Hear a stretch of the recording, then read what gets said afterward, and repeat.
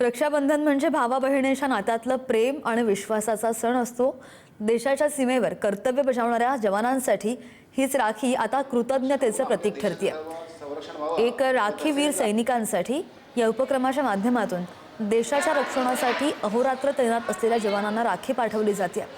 विश्व हिंदू परिषद आणि बजरंग दलाच्या वतीने आयोजित करण्यात आलेल्या या उपक्रमांचं हे दुसरं वर्ष आहे आणि आपल्या घरापासून आपल्या भावापासून दूर राहून देशाच्या सुरक्षेसाठी उभे असलेल्या जवानांना राखीच्या माध्यमातून बहिणींचं प्रेम आणि आशीर्वाद पोहोचवण्याचा हा प्रयत्न आहे।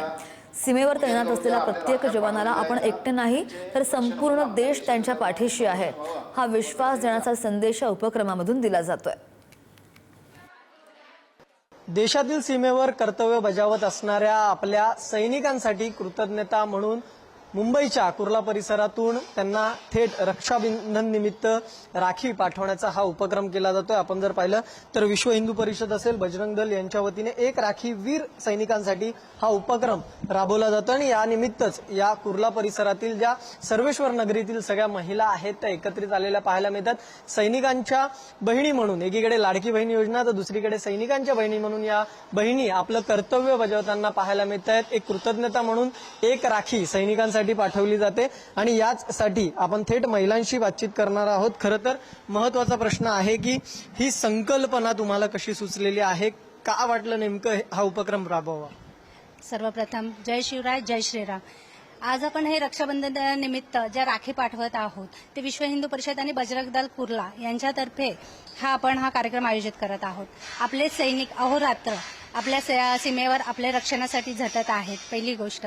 दुसरी गोष्ट, आपल्याला प्रत्येकाला तिथे जाऊन राखी बांधणं शक्य नसतं आणि त्यांनाही आपल्या कुटुंबाकडे प्रत्येक सणवार सीमा सोडून येता येत नसतं। त्यामुळे ह्या संकल्पना सुचली की आपण आपल्या ह्या सगळ्या महिला आहेत त्यांनी आपल्या प्रेमापोटी आपल्या भावांना जशा राख्या बांधतात तसे सैनिकांसाठी राख्या पाठवायचा।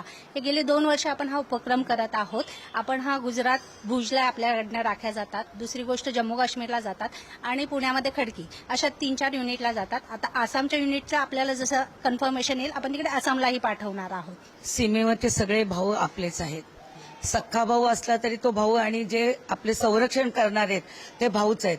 तर त्याप्रती ही जी भावना आहे आणि आपल्या कुर्ल्यातल्या ज्या आमच्या भगिनींनी जी संकल्पना मांडली त्याबद्दल मला खूप आदर वाटतो। कारण सैनिकाप्रतीच आदर इतका आहे की ते आपलं अहोरात्र आपली सेवा करत असतात, संरक्षण करत असतात।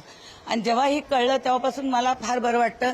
मी यांच्याकडे एक माझं मनोगत व्यक्त केले, कधीतरी आपण सीमेवर जावं आणि आपण त्यांना आपल्या हाताने राखी बांधावी। संरक्षण क्षेत्रातील प्रत्येक जवानास प्रथम नमस्कार आहे आणि ह्या रक्षाबंधनच्या निमित्ताने कुर्लावासीय महिलांकडून भगिनींकडून ज्या राख्या जात आहेत त्या त्यांच्यासाठी एक शुभेच्छा आणि रक्षाबंधन जी ते त्यांच्या स्वतःच्या बहिणीबरोबर साजरी करू शकत नाहीये ती या राखी मार्फत आम्ही त्यांच्यापर्यंत पोहोचवत आहोत। मुझे तो बहुत खुशी है कि उन लोगों के लिए हम लोग जो कर रहे हैं और अच्छा करना चाहिए। मतलब जैसे वहाँ जाके हमको उनको राखी बांधना चाहिए, मगर मैं यही दुआ करूंगी कि वो वहाँ है बॉर्डर पे वो खुश रहे, अच्छे रहे और तंदुरुस्त रहे, अपना ख्याल रखे। हमारी रक्षा कर रहे हैं लोग, तो उन लोग के लिए बस यही बोलूंगी कि हैप्पी रक्षाबंधन और हम लोग की दुआ है कि वो हमेशा खुश रहे और अच्छे रहे। व्हिडिओ जर्नलिस्ट सुभाष समी, धनंजय दळवी, पुढारी न्यूज, मुंबई।